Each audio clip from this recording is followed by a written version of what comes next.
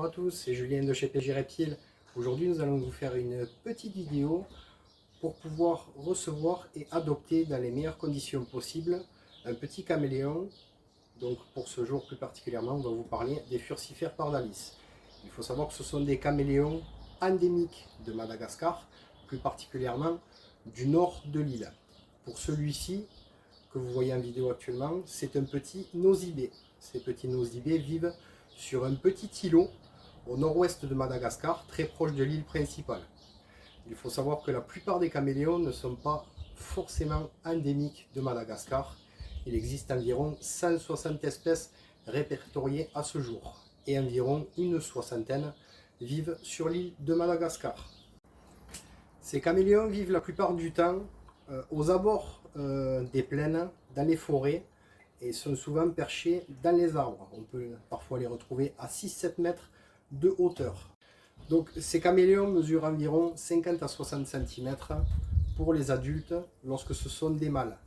Au niveau des tailles des caméléons, vous allez pouvoir retrouver des caméléons qui mesurent 1,5 cm qui ont été retrouvés à Madagascar récemment, et pour les plus gros spécimens allant de 70 à presque 80 cm avec la queue, qui sont les Oustaleti ou également les caméléons du complexe de Parkson, qui sont beaucoup plus trapus et beaucoup plus costauds que ceux-là, les Furcifères pardalis.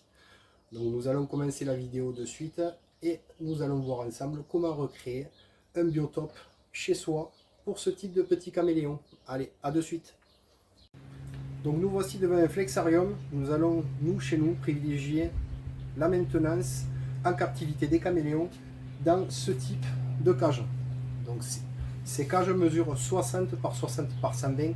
C'est vraiment le minimum que l'on puisse accorder à ces animaux qui peuvent être arboricoles. Et comme je disais en début de vidéo, des fois ils peuvent être vus à 6-7 mètres de haut dans des arbres. Donc vraiment, cette taille-là pour nous, c'est vraiment le minimum. Donc pour commencer à créer l'environnement pour les caméléons, on va vous donner une petite astuce que l'on utilise. Ça va être de mettre en premier les lianes qui vont servir aux caméléons à s'approcher des UVB et également des points chauds. Donc pour ce faire, vous allez prendre des lianes. Donc nous, c'est des lianes que l'on a sur notre boutique, mais vous pouvez prendre des branches que vous trouvez en nature, du chêne liège et autres, et vous allez venir les tailler à 60 cm de longueur. 60 cm, c'est la taille du flexarium. Une fois que vous les avez taillés, vous allez prendre soit des petites vis ou des petits clous et vous allez venir faire des pré-trous de chaque côté des lianes. De ce fait, vous allez pouvoir placer les lianes aux endroits que vous voudrez sans venir abîmer le grillage. Grossièrement, vous allez prendre votre liane, vous allez mesurer pour l'arrière du flexarium à environ une vingtaine de centimètres, entre 20 et 25 cm. C'est à cet endroit-là que vous allez placer votre rampe UVB que l'on verra par la suite. Et une fois que votre liane est positionnée, vous allez venir de chaque côté du grillage, venir soit enfoncer une petite vis ou un petit clou pour venir la fixer. Une fois que cette liane-là est fixée, vous avez votre branche de lézardage à la bonne distance pour les UVB. Et en deuxième, vous allez venir en placer une autre à l'avant du flexarium. Hop, vous voyez, si on ne les fixe pas, elles vont tomber toutes seules.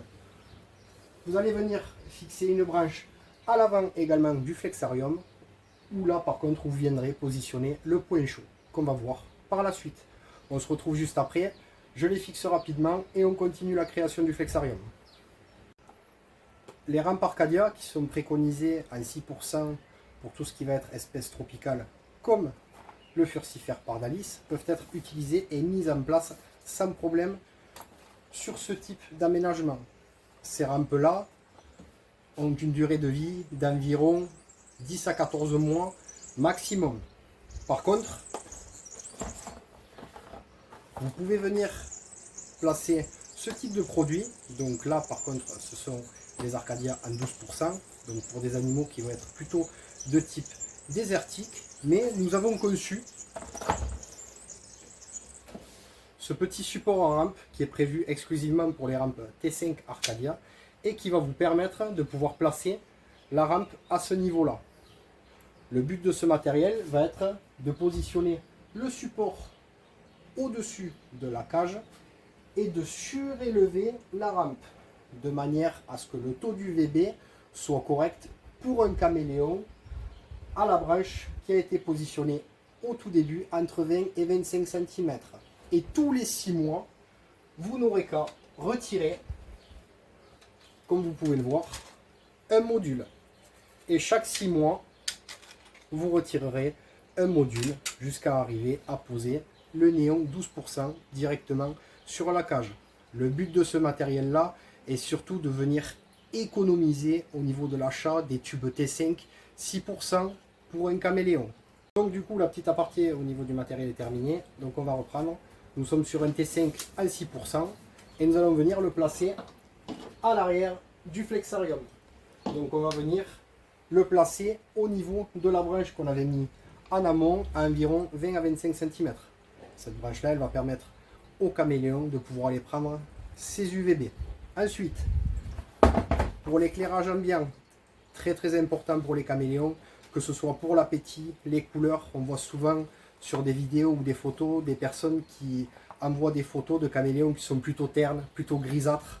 L'éclairage est vraiment très important, que ce soit pour les caméléons ou même d'autres reptiles. Donc ces rampes-là sont comme ceci. Donc là, vous avez une 15 watts. Une 15 watts est largement suffisante pour éclairer correctement. Un 60 par 60 par 120. Si vous prenez le matériel chez Arcadia, vous allez pouvoir brancher en série, que ce soit autant les rampes T5 ou les rampes Jungle Down ensemble. Ce qui vous évite d'avoir plusieurs prises pour tout le matériel. Une fois que la rampe T5 et la rampe Jungle Down pour l'éclairage ambiant sont branchés, on va pouvoir maintenant passer au point chaud localisé. Pour recréer les points chauds localisés pour les caméléons, rien de plus simple, un dôme avec une ampoule à faible wattage. Très important également, on voit énormément de caméléons avec des brûlures au niveau de la crête dorsale et du casque.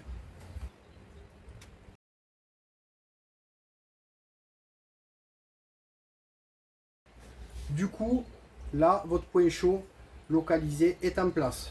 Donc nous, chez nous, on privilégie le positionnement du matériel comme ceci. Les UVB au fond, l'éclairage au milieu et le point chaud, soit sur votre gauche, ou soit sur votre droite, tout dépend comment est fait l'intérieur de votre cage. Il est très important pour les caméléons qu'ils puissent avoir le choix entre aller bronzer et prendre leurs UVB et venir se thermoréguler grâce au point chaud. On va éviter d'utiliser tout ce qui va être ampoule 3 en 1. Alors certains éleveurs en utilisent. Nous n'en utilisons absolument pas et nous ne préconisons pas ce type de matériel. Après, chacun fait comme il le souhaite, mais pour nous, en tout cas, on va préconiser ce type d'installation là qui est beaucoup plus sécuritaire à notre sens. Donc une fois que l'installation de votre éclairage et du point chaud localisé est terminée, maintenant on va passer à une autre partie qui est également très importante pour les caméléons, qui est l'hydratation. À Madagascar, il peut y avoir des saisons de pluie, des saisons sèches, des saisons arides, mais la plupart du temps, les caméléons vivent quand même dans les forêts, dans les abords des forêts et des plaines, où il va quand même y avoir une hygrométrie constante. Pour ce faire, nous allons utiliser et mettre en place un brumisateur. Les brumisateurs, donc nous avons ces kits-là que nous utilisons qui marchent extrêmement bien pour ce type de cage et même d'autres installations. Vous allez mettre en place un brumisateur pour effectuer plusieurs brumisations tout au long de la journée. Nous, personnellement, nous effectuons une brumisation environ toutes les 6 à 7 heures en fonction du temps. Si la température se réchauffe, on va décaler d'une heure, ou s'il fait un peu plus frais, décaler d'une heure. Le but est de pouvoir effectuer des brumisations autant journalières que nocturnes également, car le caméléon va venir s'abreuver en journée à l'aide de sa langue en buvant les petites gouttes, mais également durant les nuits. À Madagascar, l'hygrométrie est très importante et des petites gouttelettes vont venir se former sur les caméléons et venir se positionner au niveau de la commissure de leur bouche, ce qui va les aider à pouvoir s'hydrater tout au long de la nuit. Donc nous allons essayer en captivité de reproduire ceci en effectuant également des brumisations nocturnes. Comme vous avez pu le voir au début de l'aménagement de la cage, je n'ai pas mis de substrat, là c'est une cage de présentation qui est faite juste pour la vidéo, pour pouvoir vous montrer à l'image les besoins minimums au niveau de la maintenance pour un caméléon. Au niveau du substrat, nous préconisons, nous, d'utiliser des blocs d'humus de coco, alors soit en bloc, soit en sac, c'est exactement la même chose, mais de mettre un substrat qui va être très poussiéreux, très fin.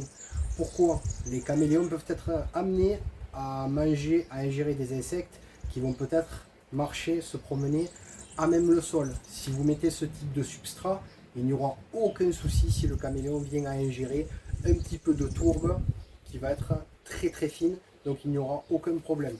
Par contre, comme on le voit beaucoup et de plus en plus, il y a ce type de substrat là, donc là ce sont des éclats, des copeaux de coco qui eux par contre, s'ils viennent à être ingérés par un caméléon, peuvent provoquer quasiment à coup sûr des occlusions. En ce qui concerne l'alimentation en captivité pour les Furcifères pardalis, ce sont des reptiles qui sont exclusivement insectivores. Vous allez avoir, que ce soit dans le commerce ou autre, un grand choix et un large choix d'insectes à pouvoir leur proposer. Que ce soit des blattes, des criquets, des grillons, des larves, des vers ou autres. Le but est de pouvoir arriver à avoir une alimentation la plus variée et équilibrée possible pour eux en captivité, que ce soit pour leur bien-être ou leur longévité.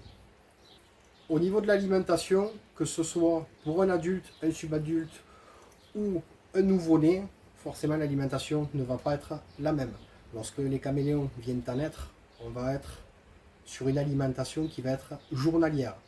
Pas de jour de jeûne et on va constamment leur proposer des alimentations qui vont être adaptées à leur taille. Donc pour les nouveau-nés, on va être sur des drosophiles ou des tout petits verres de farine tout au long de leur croissance. Une fois que le caméléon va atteindre une certaine taille, subadulte, environ entre 3 et 5 mois, là on va commencer, ou du moins nous, chez nous, à proposer un jour de jeûne par semaine au caméléon. Le but n'est pas d'engraisser le caméléon ou même quelconque animal que ce soit en captivité. Il faut savoir que dans la nature, les caméléons vont se nourrir, mais ils peuvent se nourrir de fourmis, de mouches ou comme d'insectes un peu plus gros et peuvent passer parfois certains jours sans avoir à manger. Donc vraiment en captivité, on va essayer de reproduire cela. À l'âge adulte, nous fonctionnons de cette manière, nous leur donnons 2 jours à manger, 1 jour de jeûne. 2 jours à manger, 1 jour de jeûne. Comme je l'ai dit un peu plus tôt, le but n'est pas d'engraisser et d'avoir des caméléons obèses ou tout autre reptile obèse qui malheureusement va avoir une influence sur leur espérance de vie qui va forcément décroître. Pour les personnes qui se renseignent avant d'acquérir leurs animaux, et c'est très bien, je félicite ces personnes, parfois, et la question qui revient le plus souvent est celle de si je pars en week-end, si je pars en vacances, comment je fais? Alors, vous pouvez partir un week-end sans problème, vendredi, samedi, dimanche, il n'y a aucun souci pour l'animal. Chez nous, nous avons créé ces distributeurs à insectes. Le but de ce distributeur va être de mettre les insectes à l'intérieur de la boîte et les insectes ne pourront pas s'échapper du grillage. Comme vous pouvez le voir, vous pouvez installer ceci à l'intérieur de vos cages pour vos départs en vacances ou également pouvoir contrôler ce que mange votre caméléon. Donc ce type de distributeur va surtout être là pour tout ce qui va être blatte du bia, criquet migrateur. Ensuite, à côté de ça, nous avons ces petits supports à gamelles XL. Donc nous en servons principalement pour tout ce qui va être blatte red runner, grillons, vers, larves ou autres. Les insectes vont être placés à l'intérieur et les caméléons vont pouvoir venir manger les insectes qui ne pourront pas s'échapper. Donc soit vous pouvez mettre ce type de matériel en place si vous venez à partir 3 ou 4 jours et que vous avez un système de brumisation qui fonctionne correctement, vous pourrez partir sans problème. Après, si quelqu'un peut quand même passer un jour, tous les 1 jour ou tous les 2 jours pour voir que tout se passe bien, c'est quand même mieux pour vos petits animaux. En ce qui concerne les compléments alimentaires, pour nos petits amis les caméléons, nous préconisons d'utiliser principalement du calcium 2 à 3 fois par semaine à l'âge adulte, comme par exemple celui-ci, et également, très important, du pollen. Il s'avère que à Madagascar, dans leur milieu naturel, ils sont amenés à manger énormément d'insectes pollinisateurs. Malheureusement pour nous, en captivité, il est très compliqué de pouvoir proposer des insectes pollinisateurs pour leurs petits repas. Donc du coup, du pollen leur est donné, ou plutôt saupoudré, sur leur repas 2 à 3 fois par semaine également. À côté de cela, 1 fois par mois seulement, nous leur donnons de la vitamine D3 ainsi qu'un complexe multivitaminé. Une seule fois par mois. Le but étant, au cas où, si votre animal en question a une petite carence, de pouvoir pallier à cette carence. Évidemment, même si vous avez des néons UVB et du matériel de très bonne qualité, il peut arriver qu'un animal, que ce soit un animal ou même nous, soyons en manque ou en carence de certaines vitamines. Donc 1 fois par mois, nous leur proposons des vitamines saupoudrées sur leurs insectes.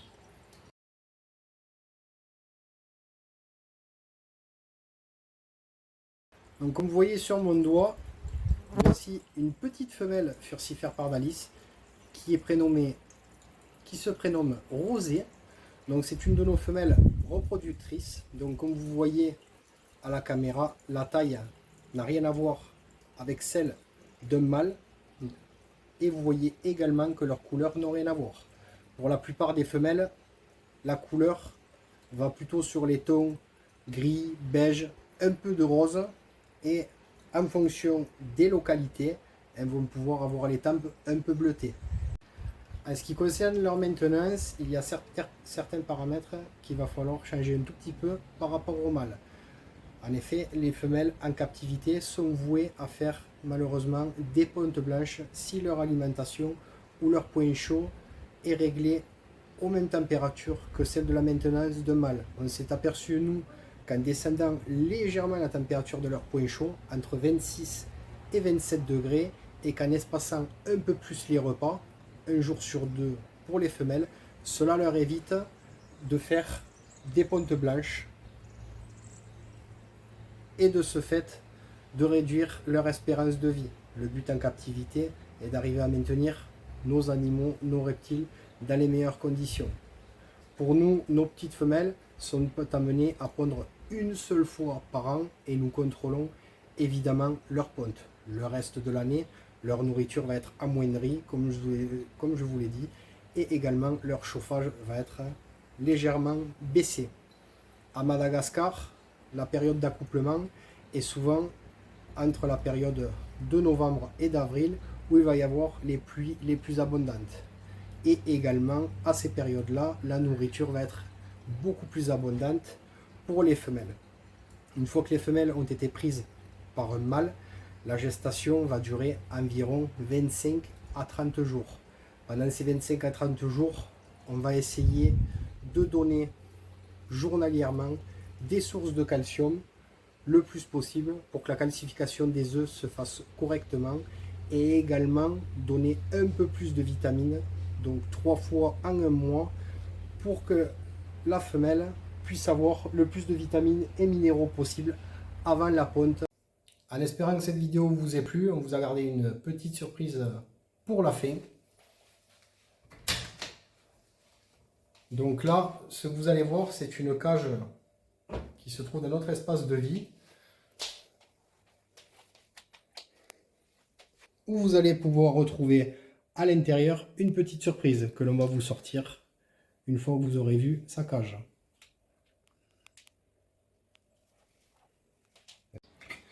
Pour cette fin de vidéo, voici notre petite surprise. Donc dans mes mains, c'est un caméléon qu'on n'a pas souvent l'habitude de voir, du moins en France, car ce sont des caméléons qui sont soumis au certificat de capacité. en vous présentant notre petite Josette, qui est un Kaluna Parsoni.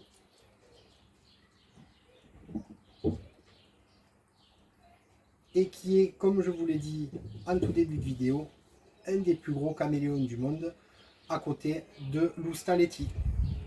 En vous souhaitant une bonne fin de vidéo et à très vite.